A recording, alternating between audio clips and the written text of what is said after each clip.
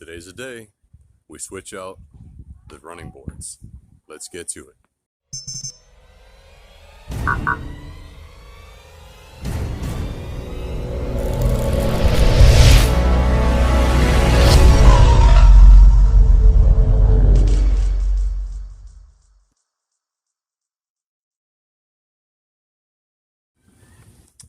Alright, YouTube world, it's Ryan from Riding in Style, and today we are taking off the factory OEM running boards. There's nothing wrong with them. I mean, they look pretty good when they're new. Over time, they start to fade to like a lighter gray, but we are going to be replacing them, if you all remember, with these, the iArmor side steps.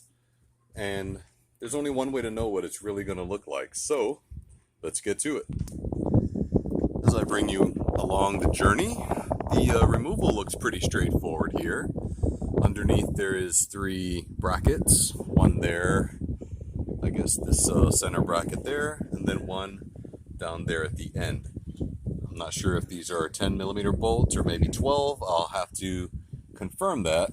And then there's this, I guess it feels like an aluminum rail underneath, and this running board itself feels kind of like a plastic. So I'm going to get started with the removal.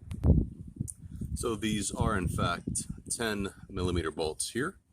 So as of right now, it does look like it stays one piece. It's just a matter of removing 6 bolts, 2 on each bracket on each side.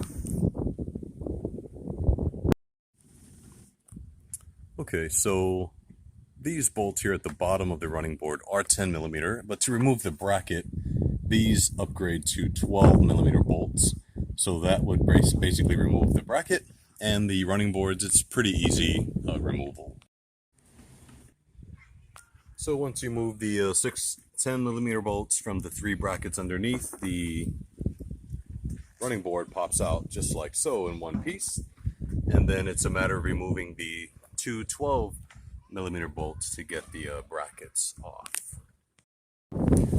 So this is the cleaned up look with 0 running boards and 0 brackets. I'm not gonna lie, I'm over here thinking to myself, do I want to keep it like this? I mean, I kind of do, but I'm committed to this video, so I'm gonna be completing the install. It was just a funny thought that I had. What do you guys think? What do you think about this 0 running board delete look? Leave a comment below.